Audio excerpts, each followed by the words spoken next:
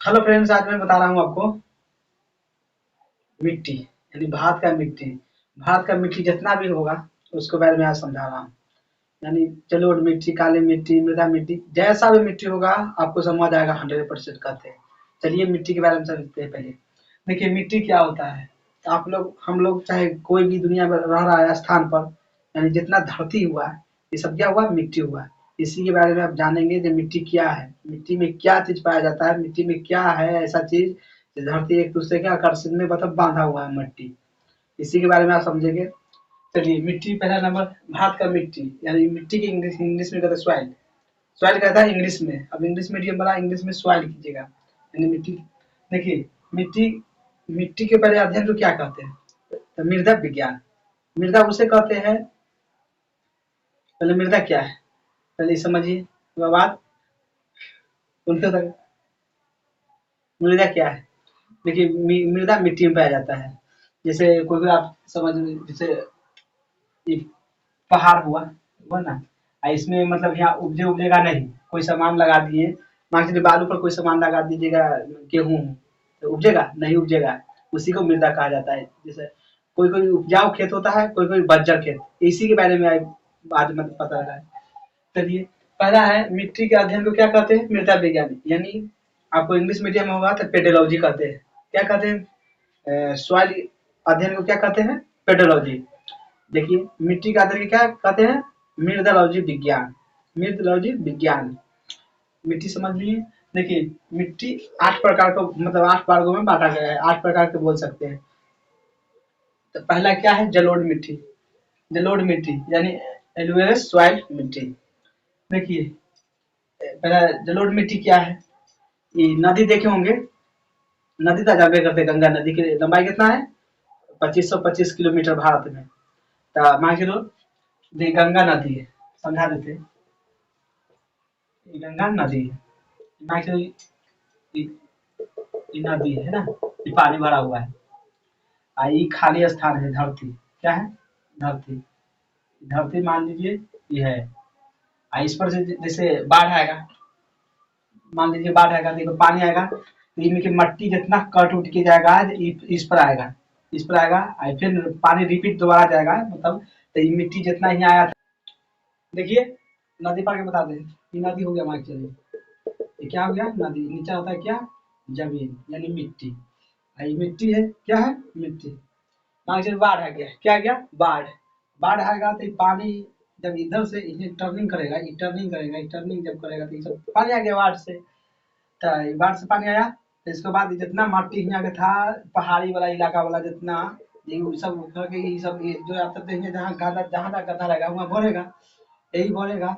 यह नदी में से जल आता है, यह नदी में से जल आता है, इसी को क्या कहते हैं, जलोढ़ मिट्टी कहते हैं। जो नदी में से लेके मिट्टी आएगा, जो नदी में से मिट्टी लेके आएगा उसी को जलोढ़ मिट्टी कहते हैं। जैसे छोटा मोटा नदी ले लीजिए, जैसे गंगा है, वो गंगा मान के लीजिए कोई एनीबॉडी दूसरा गांव के इलाका में घुस गया पानी, अब वहाँ गांव मतलब नीचा था, मान के लीजिए मतलब ऊंचाई से उसको हाइट मतलब पानी गिरा नीचा, तब जहाँ जहाँ मतलब छोटा छोटा होता है, तालाब तालाब होता है, वहाँ पर एक बार फिर पानी भरा, और उनमें से जितना मिट्टी आया होगा गंगा जी में से, अगर वो उसको गंगा जी के फिर पानी रिटर्न खींचेगा तो उसके बाद जो बचेगा मिट्टी वही में रह जाएगा। और इसी जलोढ़ मिट्टी समझ लिए। जलोढ़ मिट्टी क्या होता है, मतलब बड़ा नदी से छोटा नदी में प्रवेश करता है गंगा जी, मतलब गंगा, और उसमें जो मिट्टी जो लेके आता है, आएगा मिट्टी लेके, जो गबड़ा उबड़ा होता है उसमें भर के निकल जाएगा, मतलब पानी रिटर्न कर जाएगा, और उसके बाद देखिएगा नया नया मट्टी मतलब उसको पड़ चिकाता है। जैसे मट्टी हुआ, इस पर से निकलेगा पानी, इस पर थोड़ा थोड़ा मतलब कीचड़ हो जाता है। कीचड़ का मतलब होता है ना, मतलब गांव देहात में कहा जाता है उसको कीचड़। तो यहाँ आप कहिएगा क्या, ये गांव देहात में क्या, पाको भी कहा जाता है, पाको भी कहा जाता है। तो ये मतलब मिट्टी बचेगा बाद में, इसी को जलोढ़ मिट्टी कहते हैं, जलोढ़ मिट्टी यानी जल मिला रहेगा। चलिए मिट्टी समझ लीजिए, मिट्टी जलोढ़ मिट्टी कहाँ से आता है। अब मिट्टी तो है करे, लेकिन जल लेके आएगा मिट्टी, उसी को जलोढ़ मिट्टी कहते हैं।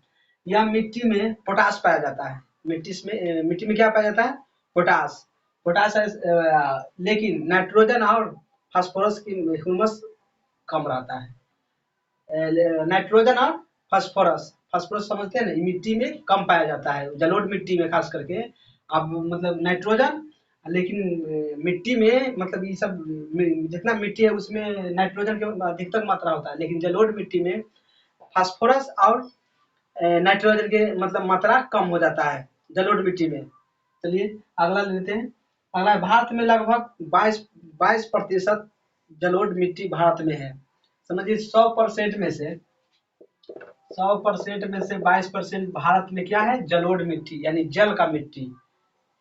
और बाद जितना बच गया वो मिट्टी अपनी बताएंगे, पूरा मिट्टी कितना क्या होता है। तो भारत में कितना है, 22% क्या है, खाली जलोढ़ मिट्टी। चलिए अगला अगला समझाते हैं। चलिए समझ लिए मिट्टी कितने प्रकार का होता है, 8 प्रकार में। तो जलोढ़ मिट्टी होता है, तो जलोढ़ मिट्टी भी 2 प्रकार का होता है। जलोढ़ मिट्टी भी 2 प्रकार का होता है, एगो होता है बांगर मिट्टी, एगो होता है खादर मिट्टी। तो दोनों के बारे में समझेंगे। देखिए बांगर मिट्टी किसे कहते हैं, यानी पुराना जलोढ़ मिट्टी रहेगा, यानी पुराना से पुराना, उसी पुराना जलोढ़ मिट्टी रहेगा, यानी जैसे जैसे मान के लिए पहले से, जैसे अब कोई कभी कभी नदी आता है, कभी कभी मान के गंगा जी है, कभी कभी नदी आता है यहाँ, तो यहाँ पुराना नदी ये आएगा तो रिटर्न कर देगा, यानी कुछ नहीं छोड़ेगा। मान के लीजिए दहाड़ आएगा, यानी बाढ़ आएगा, तो इसमें से आपको यहाँ मिट्टी नहीं छोड़ेगा, फिर रिटर्न कर देगा। कभी कभी देखिएगा बाढ़ आता है तो धरती पर देखिएगा तो कभी कभी मतलब पाँक होता है ना, यानी कादो कीचड़, ये सब नहीं रहता है।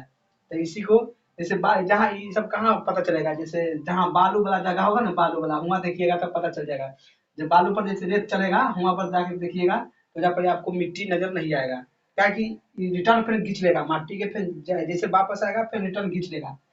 तो इसलिए मतलब पुराने जलोढ़ मिट्टी जैसे रहेगा वैसी रह जाएगा, समझिए मिट्टी, उसी को जलोढ़ मतलब बांगर मिट्टी कहते हैं। दूसरा है खादर मिट्टी, यानी खादर मिट्टी उसे कहते हैं जो नई जलोढ़ मिट्टी लाएगा।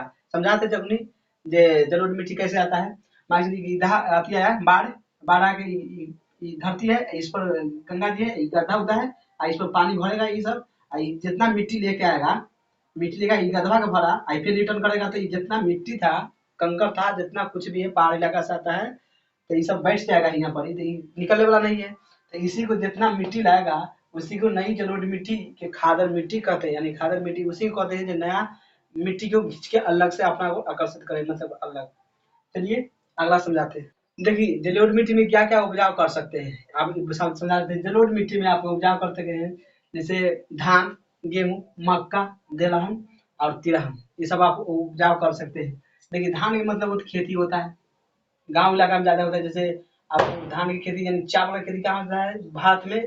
तो भारत में सबसे ज्यादा मतलब धान का खेती होता है कहाँ, चल जाइए हुआ पश्चिम बंगाल में, सबसे भारत में नंबर 1 है पश्चिम बंगाल धान का खेती करने में। गेहूं कहाँ होता है, धान की तरह समझ लीजिए। गेहूं कहाँ होता है, गेहूं होता है उत्तर प्रदेश में सबसे ज्यादा, ये तो आप जानते हैं। उत्तर प्रदेश में तिलहन, दलहन आदि ये सब कहाँ होता है, सब बिहार में होता है, लेकिन कम ये सब होता है, लेकिन ये सब बिहार में होता है। तिलहन मतलब सरसों का तेल ले लीजिए, राई का तेल ले लीजिए, एनीबॉडी कुछ भी का तेल हो जाए। दलहन मतलब दाल ले लीजिए, मसूर का दाल, मतलब खेसारी का दाल, कुछ भी दाल ले सकते हैं। ये सब मतलब जलोढ़ मिट्टी से उपजाया जा सकता है। इसे जलोढ़ मिट्टी रहेगा तो इतना इतना खेती है, ये भरपूर मात्रा से होगा। बर्बाद मिट्टी जैसे खेत बर्बाद नहीं हो सकता है, ये इतना आप खेती कर सकते हैं जलोढ़ मिट्टी से। चलिए वीडियो अच्छा लगा तो लाइक और सब्सक्राइब और शेयर कर दीजिएगा।